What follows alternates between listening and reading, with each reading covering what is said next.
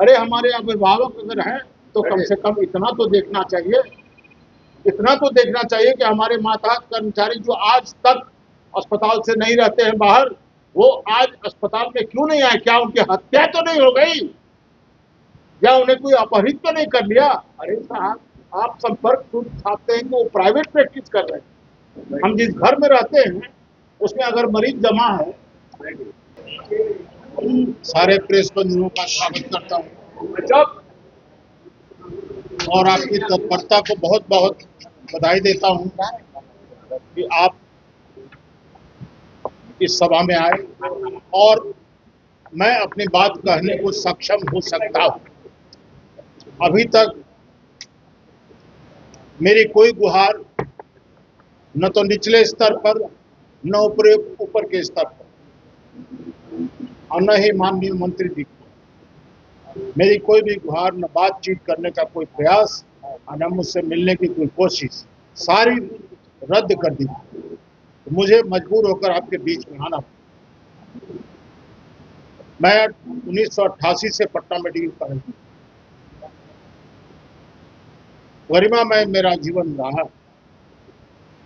और लगभग 24 से 30 सालों तक प्रोफेसर रहा और आज प्रिंसिपल हूँ। कल था, आज नहीं। मैं आपके सामने जो पत्र हमें मिले हैं उन पत्रों के बारे में मैं आपको जानने के लिए अधिकृत करता हूँ। ये पत्र जो मुझे दिया गया है, बिना किसी स्पष्टीकरण पूछे हुए एक वरीयतम चिकित्सक को दंडात्मक कार्रवाई करने का एक तानाशाहीपूर्ण रवैया जो स्वास्थ्य विभाग ने अपनाया है और मेरे माननीय स्वास्थ्य मंत्री जी ने अपनाया है, मैं समझता हूं आने वाले भविष्य के लिए एक अंधेरी गली को खोलता है। अगर हम जैसे लोग जो कि मनोचिकित्सा के विषय में अपने मुंह से कहना अच्छा नहीं लगता है, सर्वविदित है, जब हमारे जैसे लोगों को ध्वस्त कर दिया जाएगा तो सारी व्यवस्था स्वास्थ्य की हो या सहयोग की या समाज की, चाहे वो किसी पदाधिकारी की हो, चाहे वो किसी विभाग का हो, चाहे कहीं भी काम करता हो, उसके गरिमा की कोई भी गारंटी अब नहीं। मैं आज इस मंच से बोल रहा हूं, कोई गारंटी नहीं। कुछ तत्व मिलजुल कर कैमराबाजी करेंगे, साक्ष्य देंगे, षड्यंत्रकारी संपर्क सूत्र साधेंगे, अफसर बात करने से भागेंगे, 100 फोन करने पर भी नहीं उठाएंगे, सचिव महोदय भी, विशेष सचिव महोदय भी, ओएसडी भी, चपरासी बात कराना नहीं चाहेगा। निशांत जी के शायद प्राइवेट सेक्रेटरी कौशलेंद्र जी हैं, मैंने 100 बार से ज्यादा फोन किया होगा, बोलने को तो 100 बार कम ही किया होगा, लेकिन ये हुआ क्यों? मैं जिस दिन इनका महाविद्यालय में आगमन हुआ उसके ठीक पहले मैं तो ठीक था, मैंने काम किया, मैंने सचिव से बात की वीडियो कॉन्फ्रेंसिंग पर। उस रात मैं जल गया और दुर्घटनाग्रस्त हो गया और उसके बारे में हमने सारी, मेरे बच्चे ने, डॉक्टरों ने व्हाट्सएप पर सारा जला हुआ निशान, ये जला हुआ निशान मेरे व्हाट्सएप पर लड़कों ने भेजा, सेक्रेटरी को भेजा, सारे लोगों को भेजा और कहते हैं कि मेडिकल सुपरिटेंडेंट को भेजा और सारे लोगों ने कहा कि हम गायब हैं, हम कोई अपराधी हैं, ये चूहान कि बिल में घुस जाएंगे। अरे हमारे अभिभावक अगर हैं तो कम से कम इतना तो देखना चाहिए, इतना तो देखना चाहिए कि हमारे मातहत कर्मचारी जो आज तक अस्पताल से नहीं रहते हैं बाहर, वो आज अस्पताल में क्यों नहीं आए? क्या उनकी हत्या तो नहीं हो गई? या उन्हें कोई अपहरित तो नहीं कर लिया? अरे साहब, आप संपर्क चाहते हैं कि वो प्राइवेट प्रैक्टिस कर रहे हैं। हम जिस घर में रहते हैं उसमें अगर मरीज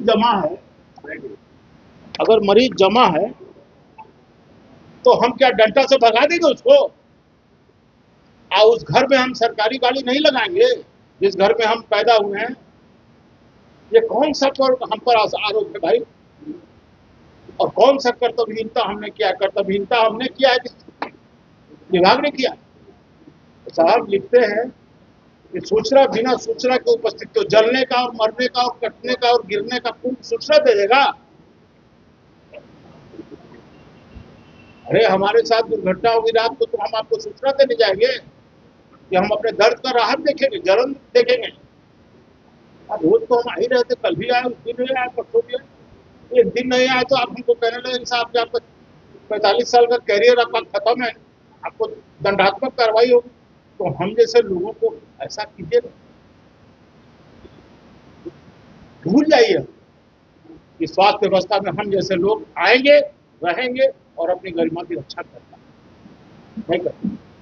जब मेरा विकेट गिर सकता है तो मैं समझता हूँ कि जितने महाविद्यालय में काम करने वाले जितने भी कर्मी हैं उनसे अलग सारी व्यवस्था में यही चाहिए। मैं गुहार करता हूँ प्रत्येक सर से, सम्राट चौधरी सर से और माननीय प्रधानमंत्री सर से, माननीय हमारे स्वास्थ्य मंत्री सर से और जो भी हमारे विभाग के उच्चस्थ पदाधिकारी हैं, गरिमापूर्ण कार्रवाई करें और सही करें, स्पष्ट करें। बिना स्पष्टीकरण के प्राचार्य को हटा देना, स्पष्टीकरण पूछे। ये मामला मुझे समझ नहीं।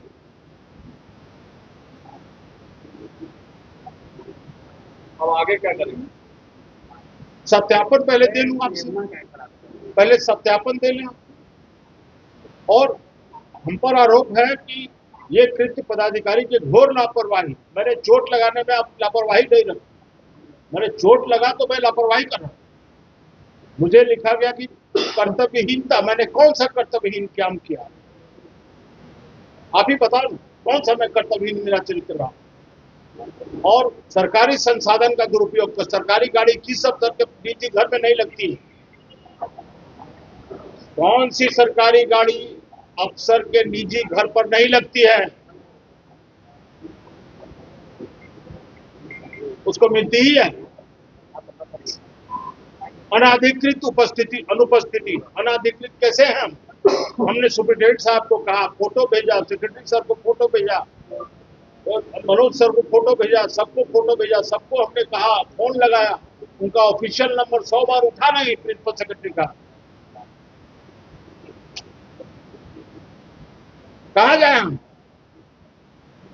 आपके बीच में आए यही कहने के लिए कि अगर हम लोगों के इलाज नहीं बचा सकते तो आने वाले लोगों की जांच करें। इस तरह की स्थिति कम से कम हम जैसे वरीय चिकित्सकों के साथ अगर होगा तो निश्चित रूप से हम लोग इस सरकारी सेवा के प्रति, हम लोग की तो आपदा की स्थिति, हम लोग तो ये समझते हैं कि आत्महत्या की स्थिति, अवसाद की स्थिति, मैं जो गुजर रहा हूँ वो संपूर्ण रूप से आपको करता है। मेरे चरित्र में आज तक ये कैरियर नहीं। आगे क्या करें? झेलेंगे?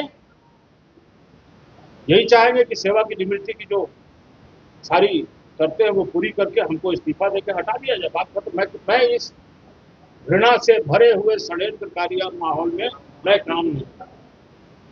एक महत्वपूर्ण सवाल है, उन्होंने कहा क्या आपने उनका फोन नहीं उठाया था? एक सवाल है। कोई चोट लगा रहेगा, बेहोश होकर दवा खाता रहेगा, सोए रहेगा तो क्या ऑफिसर फोन उठाता रहेगा? सरकारी आपदा। दूसरा सवाल ये है कि क्या आप अपनी निजी क्लिनिक में थे उस समय माननीय? मेरा निजी क्लिनिक और मेरा घर एक साथ। आपने कहा कि प्रैक्टिस कर रहे थे कि जो चोट लग के पड़ा रहेगा वो प्रैक्टिस करेगा। आप अभी बोले। अरे प्रैक्टिस करते हैं हम करते हैं। आपने बात कहा मैंने कहा कि क्या बड़े प्राधिकारी की छूट है इस बात की कि बीमार पड़ गए तो बिल्कुल बिल्कुल बिल्कुल।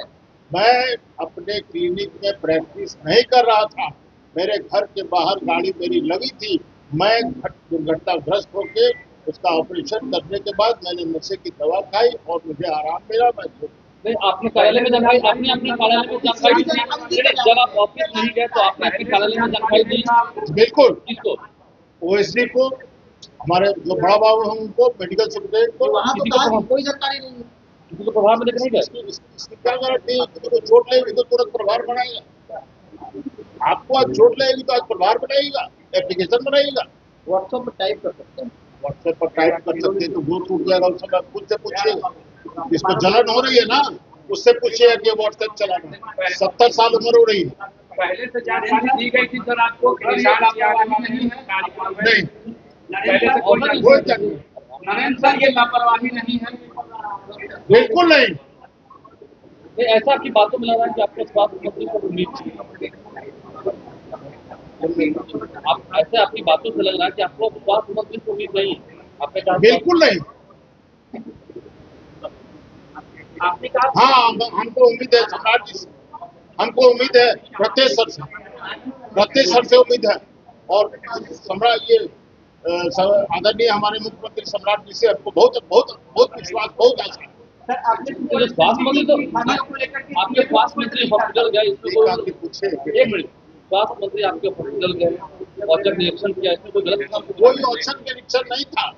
ये तो रेडियोलॉजी विभाग के उद्घाटन का कार्यक्रम पहले से प्रस्तावित भी नहीं था। न कोई चिट्ठी थी और न कोई सरकारी सूचना थी और न तो सेक्रेटरी साहब के यहाँ से या ऑफिस से कोई पत्र गया था। आप तो अनुभवी हैं, औचक निरीक्षण के लिए कोई पत्र नहीं दिया। औचक निरीक्षण के लिए अगर वो वहाँ गए और- एक मिनट, औचक निरीक्षण के लिए पत्र नहीं दिया तो न रहने पर स्पष्टीकरण पूछा, नहीं रहने पर स्पष्टीकरण पूछा जा सकता। सर बोल रहे हैं सर। पहले इनको बात करिए। आपने कहा कि कुछ लोग सड़े और आगे आगे तो आगे आपने कहा ना, आप पहले आप पूछ लीजिए। हाँ, तो आप वहाँ नहीं थे। बिल्कुल नहीं था, मैं चोटग्रस्त था। आप ये सवाल क्यों स्वाभाविक पूछ रहे हैं जबकि आपको मैं दिखा रहा हूँ अपने सही घाव। बात है, आपने कहा ना कि हमने ओएसडी को बता दिया था, मैंने सब कुछ बताया सबको। लेकिन बाद में ये बताया। कौन सी छुपने वाली बात है? आप जो देख रहे हैं उसको महसूस कीजिए और उसकी सच्चाई तक पहुंचिए और जो प्रश्न पूछता है वो पूछिए। आपको लगता है कि हर जगह है। करप्शन भी हो सकता है आपको पीछे हटाने का? ऐसा हमको अंदाज नहीं लगता। इस तरह का हम इतना बड़ा आदमी हम नहीं हैं। हम बहुत छोटे आदमी हैं। एक टीचर है और टीचर हैं और सीनियर मोस्ट बिहार के टीचर हैं, इसलिए हमारे लोगों की मजबूरी थी कि हमको तो पहले हटा दिए थे, लोग सस्पेंड हो गए थे हम, तो फिर हम कोर्ट से रिस्टार्ट करके प्रोफेसर बने। किस मामले में सस्पेंड हुए? 2019 में वो बटन खुला हुआ था कोर्ट का। हाँ ठीक, पूरा कहानी देख लीजिएगा, वो पता चल। इससे पहले कहानी में एक के बाद बहुत रहा। ठीक है। उसके बाद 2 से 3 सप्ताह में हाईकोर्ट ने रजिस्ट्रेट कर दिया और मैं प्रोफेसर के पद पर आके बैठ गया। क्या कोर्ट जाने का भी आप न्यायालय जाएंगे? कोर्ट जाने पर भी विचार करें, लीगल आएंगे। अभी तो जरा अवसाद से निकले तब ना। मन तो कर रहा है आत्महत्या कर, सामने सर, सामने मन तो कर रहा है कि आत्महत्या कर। सर, सामने नहीं जीने का मन कर रहा है ऐसा सरकार के साथ। मन कर रहा है कि मनोचिकित्सक है यार, अवसादग्रस्त है। आप साइकेट्रिस्ट होने के बावजूद इस तरीके का इतना दुख हमको मिल रहा है, सोचे भी नहीं। क्या लगता है? लोगों का दुख निवारण करते थे हम सोचते थे कि हमारे मंत्री अभिभावक नहीं होंगे, अरे पूरा विभाग अभिभावक नहीं। हम लोग ऐसे आदमी को रहना ठीक नहीं है। इस्तीफा दो, सेवानिवृत्ति लो, अपना पैसा लो, घर जाओ, अपना काम करो, आराम से जो पब्लिक सेवा है करो, अच्छा काम करो। बस तुम लोग को भी यही कहते हैं, अपना काम करो। आपका तो केवल ट्रांसफर ही किया गया, आपको तो हटाया नहीं गया, मतलब बेतिया भेजा गया। बेतिया जाने की कोई दिक्कत नहीं। क्यों भाई, क्यों? मैंने क्या गड़बड़ी है हमने? बेतिया जाने की कोई दिक्कत बहुत तो दिया, तो क्या गड़बड़ी है? गलत बैल को लकड़ी करने का क्या जरूरत है? पक्ष है